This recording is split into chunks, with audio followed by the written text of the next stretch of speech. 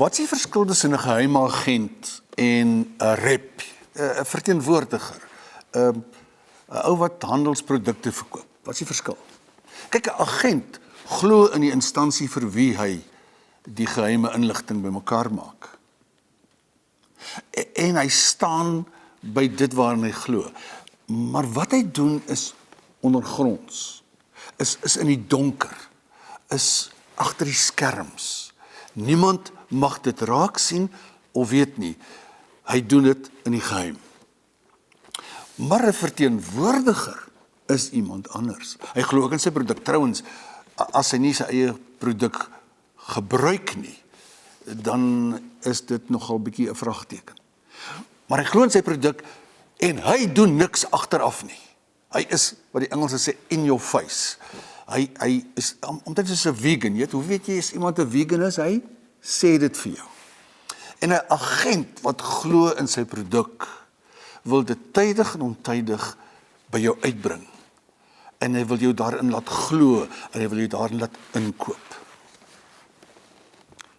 Is ek vir die evangelie 'n geheime agent of is ek 'n rep, Jesus se verteenwoordiger? Hemelse Vader, dankie dat ons vanmôre voor u woord mag buig en dat ons vanmôre rustig en stil kan word en kan vra dat u, o Heilige Gees, u woord aan ons sal betekenisvol maak, dat u dit vir ons sal openbaar en dat u ons ontvanklik sal maak. Ons het so behoefte, Here, dat u woord lewendig sal word in ons gemeente en in ons lewens. Help ons daartoe in Jesus se naam. Amen. Ergens in Afrika is daar glo 'n kerk wat lidmate alleen toelaat om lidmate van daai kerk te word as hulle iemand anders eers na Jesus gelei het en hom saambring na die kerk toe. Verstaan jy dit? Hy kan alleen 'n lidmaat word as hy 'n getuigende lidmaat word. As hy nie 'n geheime agent bly nie, maar as hy 'n verteenwoordiger, 'n rep vir Jesus geword het. En dis is die kerk in die begin gegroei het. Ek bedoel die kerk word uitmekaar gejaag deur vervolging. Daar heel in die begin, die boek Handelinge is vol daarvan. En oral waar die Christene beweeg het, getuig hulle. Verkoop hulle vir Jesus. En groei die kerk uit sy nate uit. Omdat die vroeë Christene nie geheime agente was nie, maar verteenwoordigers van die evangelie. 'n Evangelie wat hulle eie lewens omgekeer het. En soos wat Paulus in Romeine 10 sê, met die hart glo ons, maar met die mond bely ons. Christene glo in die evangelie. Dit het hulle lewe omgekeer. Dit het van hulle nuwe mense gemaak. Tot so 'n mate dat hulle monde nie kon stil bly nie. Dis wat ek vanmôre vir jou wil sê uit die Here se woord. God wil vir ons sy verteenwoordigers maak hier op aarde. Die Heilige Gees kom na ons toe en Jesus sê daar aan die begin van Handelinge, en julle sal my getuies wees. Hy sê dit ook aan die einde van die boek Matteus, julle sal my disippels wees, en disippels maak disippels. En nou wil ek vir jou 'n vraag vra. As iemand na jou toe kom, en hy sê vir jou, Barry, Andries, Stephanie, ek kom agter jy's 'n Christen. Ek wil ook 'n Christen word. Help my. Gaan jy dit kan doen? Ja, ek weet jy sal dit wil doen. Natuurlik sal jy dit wil doen. Maar is ons daartoe in staat? Is ons daartoe gevorm? Is ons toegerus om mense na Jesus toe te lei? Ek glo jy's gewillig. Ek wil vanmôre vir jou 'n baie eenvoudige manier gee om die evangelie kort en kragtig aan iemand oor te dra. Die kern van dit waar God wil hê ek en jy moet inglo. Nou, ons het Sondag, dis nou 'n tydjie hier vanaf, 'n paar uur, het ons 'n gesinsdiens. En ons gaan dit met die kinders doen en met die groot mense wat agter die kinders sit.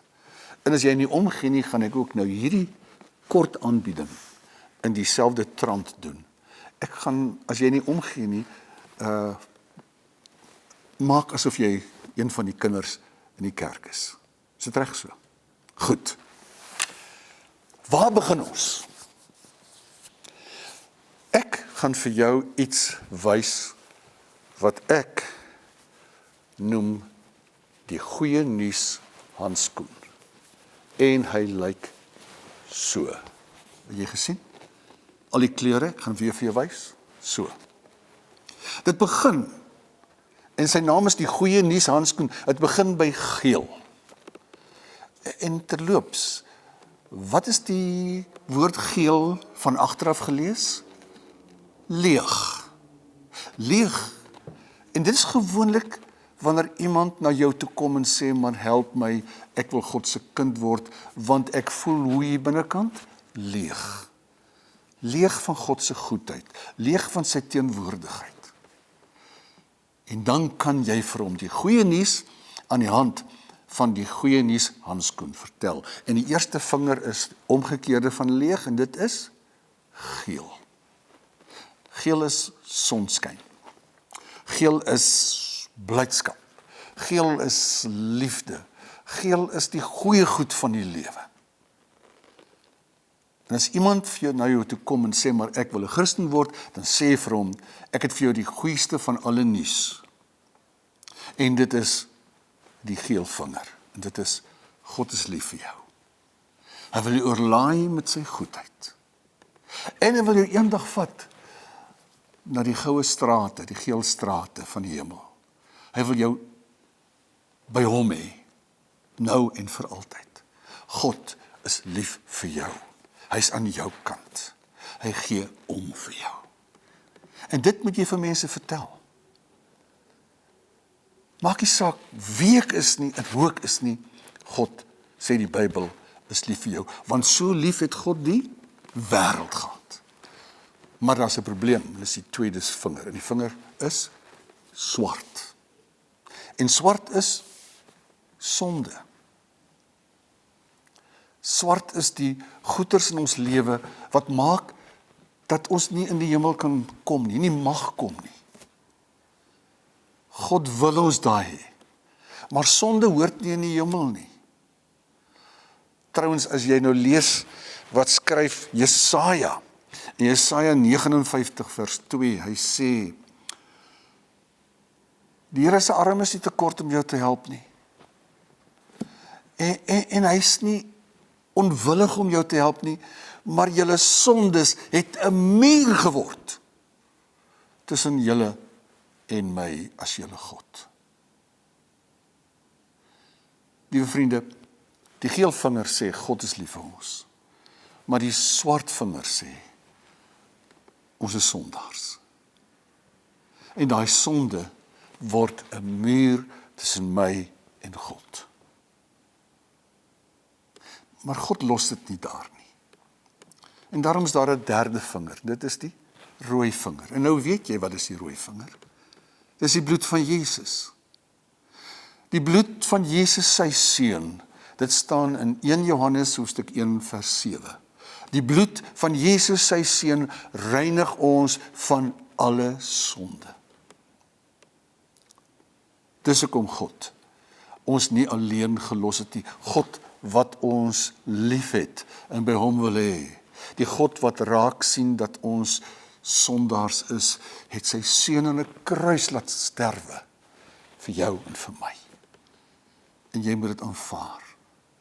Jy moet dit jou eie maak. En dan kom ons by die volgende vinger, en dit is die wit vinger. Die Bybel sê, ook weer in Jesaja 1 vers 18, kom nou en laat ons die saak uitmaak. Al was jou sondes moddervuil, ek sal dit spierwit maak. Al was dit skarlakenrooi, ek sal dit soos wol wit maak. God vergewe ons. En as hy ons vergewe, dan reinig hy ons. Dan vat hy alles weg wat tussen my en hom staan. Jy verstaan? Dis nie oor iets wat ek gedoen het nie, dis oor iets wat hy gedoen het. Word ek wit, skoon, vlekkeloos in God se oog. En dit kwalifiseer my om hemel toe te gaan. Dit kwalifiseer my om kind van God te word. Nie oor iets wat ek gedoen het nie, maar wat hy gedoen het. En nou wil ek vir jou vra, leef daai evangelie, dat God my lief het, maar ek 'n sondaar is, maar Jesus vir my gesterf het en my gereinig het. Leef dit in jou lewe en in jou hart. Anders kan jy ook nou daai eenvoudige, kortkragtige boodskap jou eie maak. Dis al. Dis so eenvoudig soos dit. God het my lief, hy wil my hemel toe vat. Hy wil my oorlaai met goedheid, maar ek is 'n sondaar. Jesus het vir my gesterf en my gereinig en my vergewe en daarmee vir my sy kind gemaak. Maar as ek dit is, dan eindig dit nie daar nie. Daar's nog 'n 5de vinger en dit is 'n groen vinger. En nou weet jy waarvoor staan groen? Dit staan vir groei. As jy 'n Christen is, dan wil jy 'n beter Christen word. As jy God se kind is, wil jy sy gehoorsame kind word. Wil jy in sy diens staan? Wil jy by sy voete bly en groei? En hoe doen jy dit? Hoe word ek 'n groeiende Christen? Ek wil 'n paar goedjies noem, en dit is baie kort en kragtig. In die eerste plek moet jy gereeld met God praat. Ons noem dit gebed. Christene bid. Tree in kommunikasie met hulle God, die God wat hulle gered het. Die tweede een is God se woord. Ek moet luister as hy praat. Christene leef uit die woord. En die derde belangrike ding om te groei is dat jy kontak soek met ander Christene en met hulle begin kommunikeer. Begin deel die vreugde van God se kind te wees. En dit praat ons van die kerk. En daarom as jy nog vanmôre na jy na hierdie boodskap geluister het, nog tyd oor het, en ek hoop jy het, trek gou vir jou 'n paar skoentjies aan en kom kerk toe. En kom deel die vreugde van mense wat hierdie boodskap hulle eie gemaak het. En laastens, as jy hierdie boodskap diep in jou hart en in jou lewe ingebed het, dan moet jy dit, en dis waaroor hierdie handskoen gaan, dan moet jy bereid wees om dit te deel, om te getuig. Dis hoe die kerk van destyds gegroei het. Dis hoe die kerk van vandag sal groei. As iemand vir jou sou vra, ek sien jy's 'n Christen, help my om 'n Christen te word. Hoop ek na vanoggend gaan jy 'n bietjie meer vertroue hê, 'n bietjie meer oortuiging hê om hierdie kort en kragtige goeie nuus handskoen boodskap met hom te deel. Ek wil nie meer 'n geheim agent wees nie. Ek wil 'n verteenwoordiger van Jesus, my Here wees. Jy ook. Amen. Hemelvader, dankie vir die wonderlike boodskap, kort en kragtig, dat Jesus leef, al het hy aan die kruis gesterf. En deur sy Gees leef U, Here, in ons as U kinders. Help my ons om te verstaan en ons eie te maak dat U ons liefhet, al is ons sondaars, dat U gesterf het, al was dit net vir my, dat U my rein en skoon was deur U bloed, en dat U my as Christen wil laat groei en in die diens wil laat staan. Ek wil vanmôre kom bid vir elkeen wat U kind is, maar nog nooit met iemand gepraat het nie.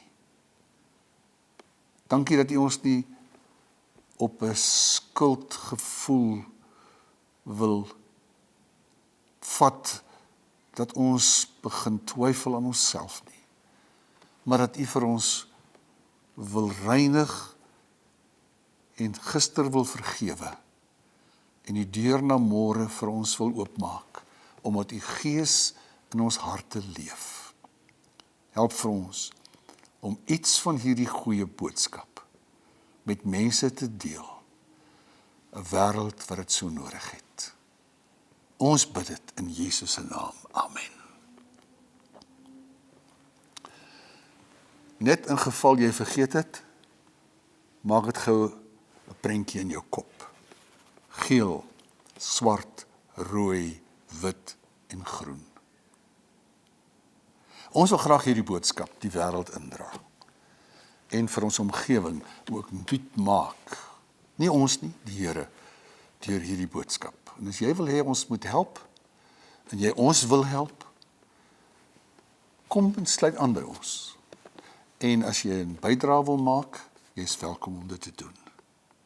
Die Here seën jou. Amen.